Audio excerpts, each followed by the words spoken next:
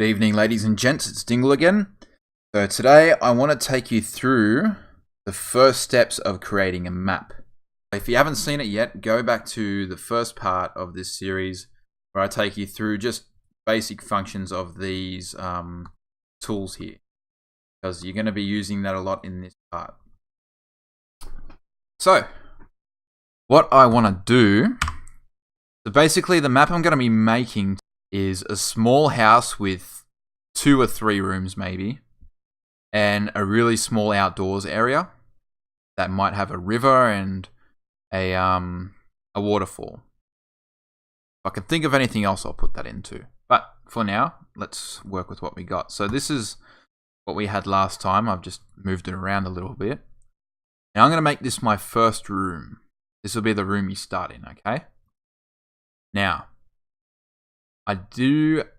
we'll go in the game and we'll take a look at the size of this thing. We'll see if it's the right room, or the right room size. So you can see it's a fairly large room right now. We still got that brick wall there. I'll say let's take this down a little bit. We'll make it a bit smaller.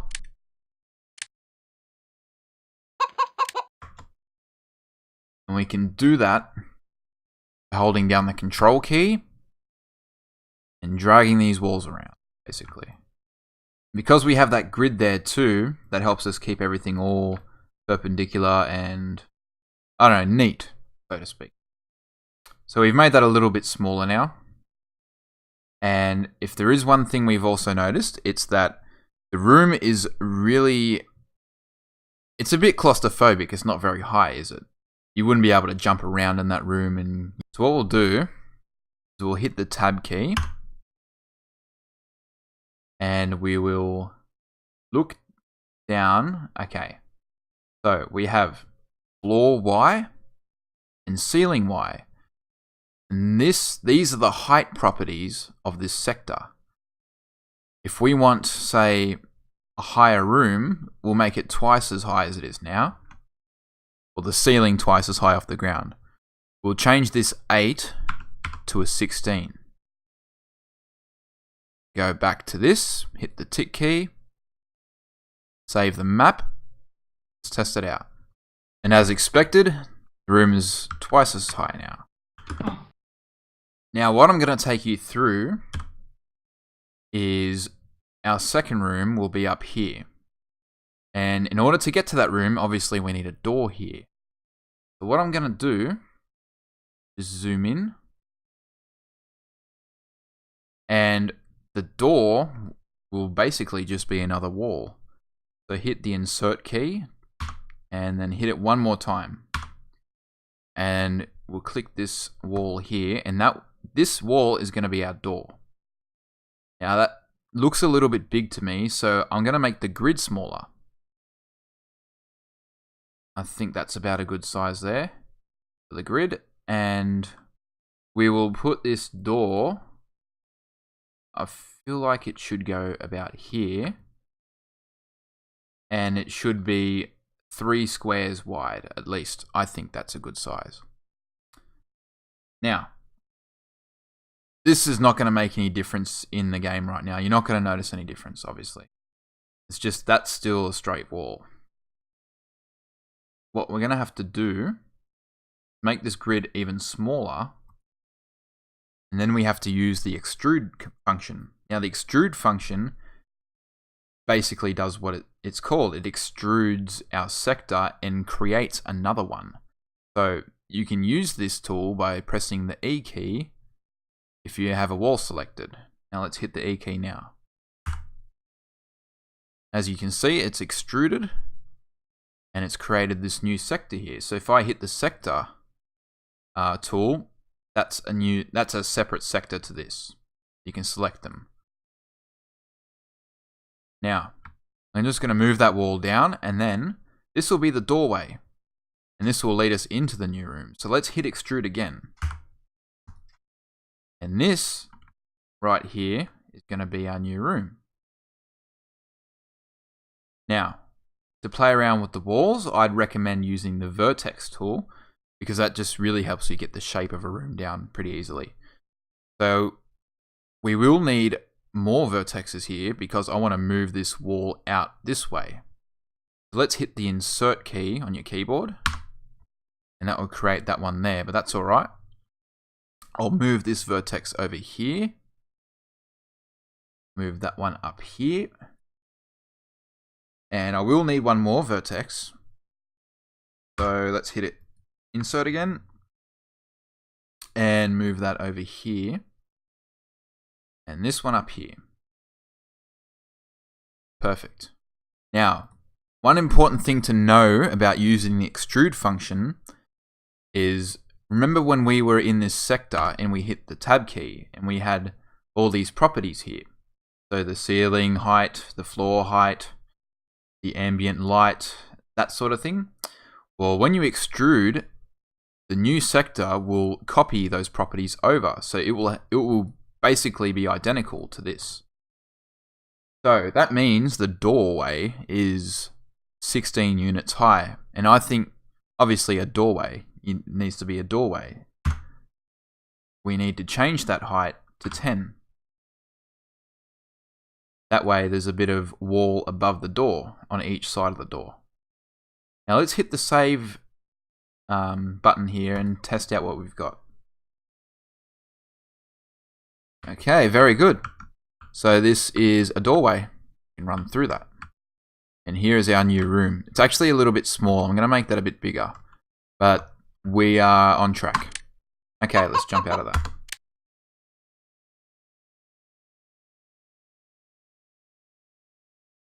Now I'm just going to change my Outlaws so it opens in window mode, just so it's a little bit easier. Test it out. Okay, good. Now let's make this room a little bit bigger. I'm going to drag this wall out. And then I want a new room over here. I'm going to make this room a bit bigger than this room. So let's do that same thing we did with this door here. We'll split this wall twice. Grab those vertexes, move them down, and keep about the same spacing. So 3 of these squares. 1, 2, 3. Perfect. And again, we'll use the extrude key, which is E. Move that there. Extrude again.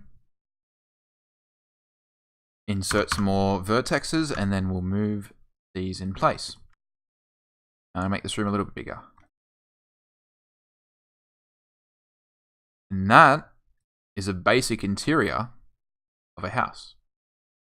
So if we save this now and hit the test button, this is what we have.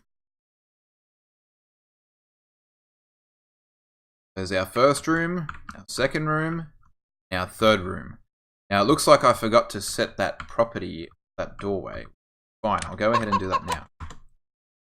Now I'll show you a shortcut to do this. You don't have to, so let's go into sector mode. Select that sector and hit the tab key. Now we could just go in and type in 10 here. But say if you wanted to do this for like 8 doorways at once, that's going to take a bit of time. So the way you can do that quicker is to have that red one, or have this selected, hit the spacebar key. Now this lets you do a multi-selection. And what you can do is click on the old doorway, hit the tab key, go over the ceiling texture, or the ceiling height I mean, and just hit enter again. Then press the tick button and test it out. Beautiful. Now we're probably going to want to put some better textures on here because we don't really have that many. What I'm going to do, I'm going to use that multi-select tool that I just told you about and select all of these sectors. Now the good thing about multi-select is it will only change the properties in here that you actually change in here. So if I hit say commit right now, it would not do anything because I haven't changed anything. So let's say we want a new floor texture for all of these areas. open the resource picker by double clicking on that default.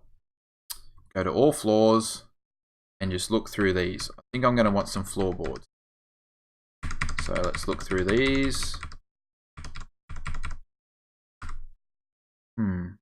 That will do. Very good. Now we've chosen a wooden floor. So when you walk on a wooden floor, you're going to want a wooden sound as well. So that's where this property comes in, the floor sound. Double click on this and you'll get this resource picker window here. And these have all the sound effects in the game pretty much. You can go through these.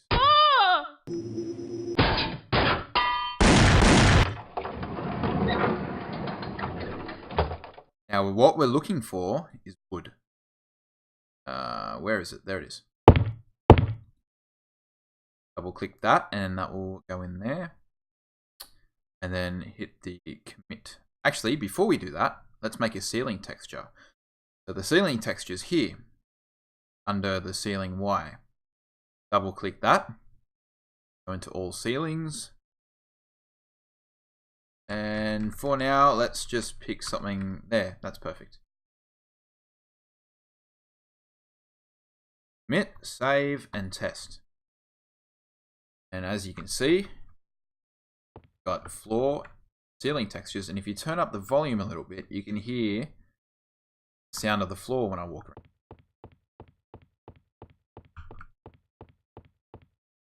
So we're on the right track. Now we need to do the walls. So you could go around and multi-select all these walls one by one. That would take time. The easier way to do that, and by the way, to cancel a multi-select, say if I got all these ones selected right now, if I want to get rid of them, I just hit the backspace key and that will deselect everything. Sorry, I should have mentioned that. But as I was saying, if instead of selecting all the walls one by one, let's multi-select all the sectors in sector mode. And then go into wall mode and all the walls will be selected. Just the much easier way of doing it. Now hit the tab key. Let me explain the wall textures. Okay, so you've got middle, top, and bottom. Now, in this instance, we only need to use the middle texture. What the top and bottom textures are, basically, actually, we do need a top texture above the door because there is an adjoin, or a wall adjoin into another sector. And you want to change the texture above the adjoin or above that door, for instance, you would use the top TX. If, for instance, this was a fence, in that case, because the adjoin is above the fence to another sector, you would need to use the bottom TX. But for now, let's use the middle TX and just see what happens if I only use that. Okay, we'll select the texture here. Go through these until you find something that suits you. You know what, that will do. Okay, let's hit OK there. Commit, save, and test. Now we have all of our wall textures, and you see the default texture is still there because that would be the top TX texture. So what we got to do in that instance is basically select those walls facing the inside of the sector. You select the ones facing inside the doorway, it's not going to actually change anything because you can't see a wall inside the door. So keep those selected. And then one cool feature is you can right click on this, copy the mid textures, top and bottom. Something I tend to do quite a bit. So we'll hit save there and test it. There you have it. That's a basic interior for a house. I'm going to leave it at that today. Next tutorial, I'm going to be going through a small outdoors area and basically showing you how to make windows and all that sort of jazz. we'll see where it goes.